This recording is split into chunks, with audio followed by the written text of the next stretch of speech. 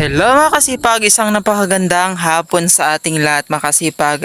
Nandito tayo ngayon sa ating taniman na kalabasa na kung saan ay mag-harvest tayo.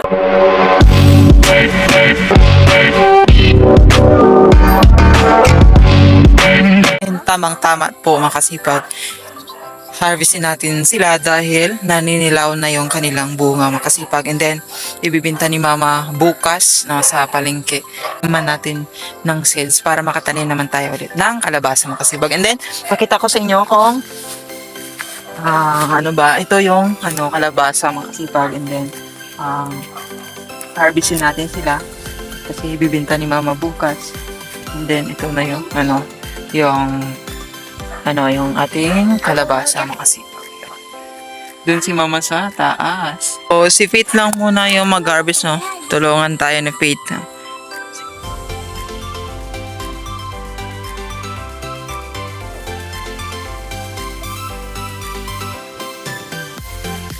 Kadalot.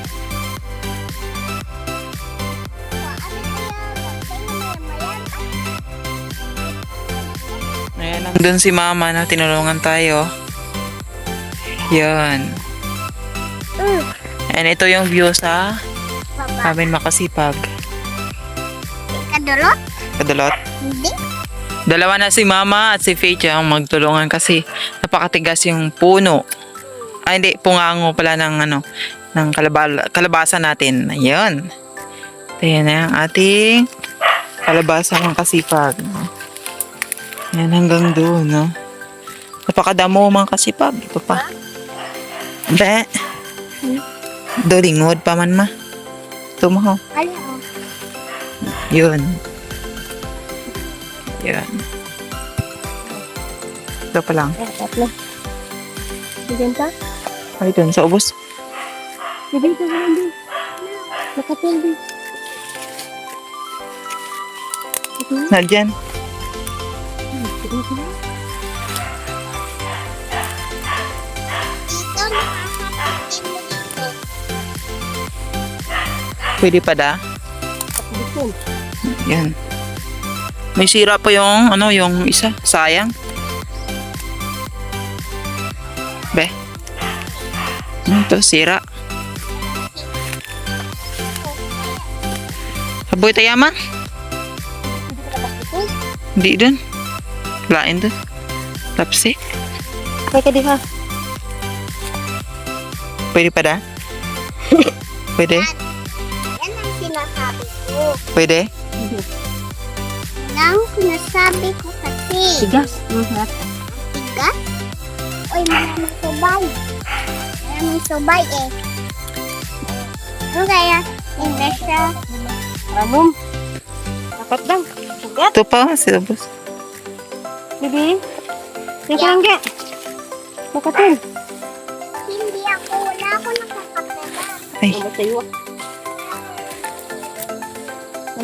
may ito pa isa ho. Wait lang. Ako lang po yung magkuha ng kalabasa. Ari, pwede dya? Pwede dyan.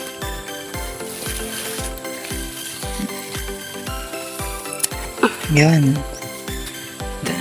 And yun na po makasipag, no? Dinala na po ni mama yung ating kalabasa na harvest sa ating inipunan doon sa taas mga kasipag. And then, inilagay lang po ni mama doon sa ating inipunan. And nakita nyo po doon sa bandang itaas, nandun yung ating sitawan. And then, para napakaraming buko dito sa amin mga kasipag.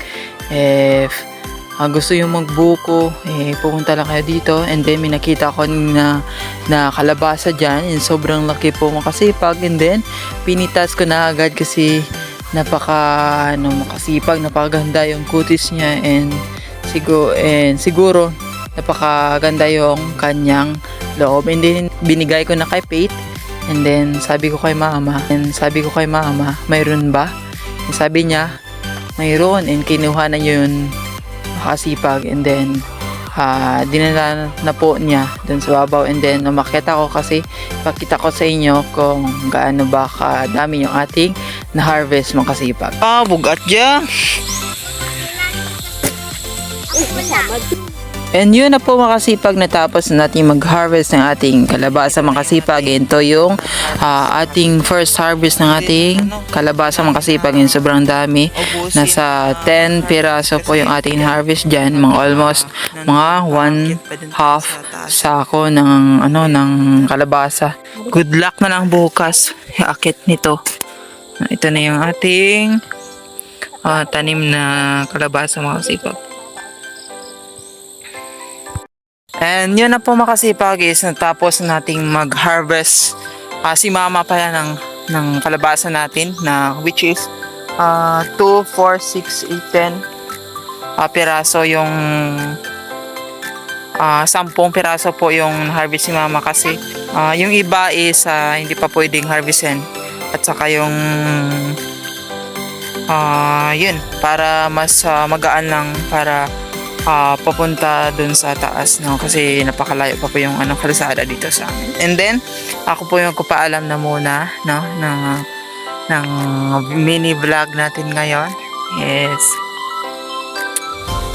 Don't forget to follow, subscribe to our YouTube channel, Matayam TV, and also to our Facebook account, Rini Casiliano, Instagram, Rini Casiliano, and our TikTok account, Matayam TV. And then, see you in my next vlog. And abangan makasipag, turuan ko kayo kung paano ba magtanim ng pipino makasipag.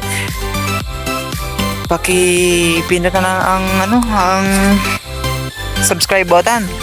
And thank you for watching and bye-bye. Love you all.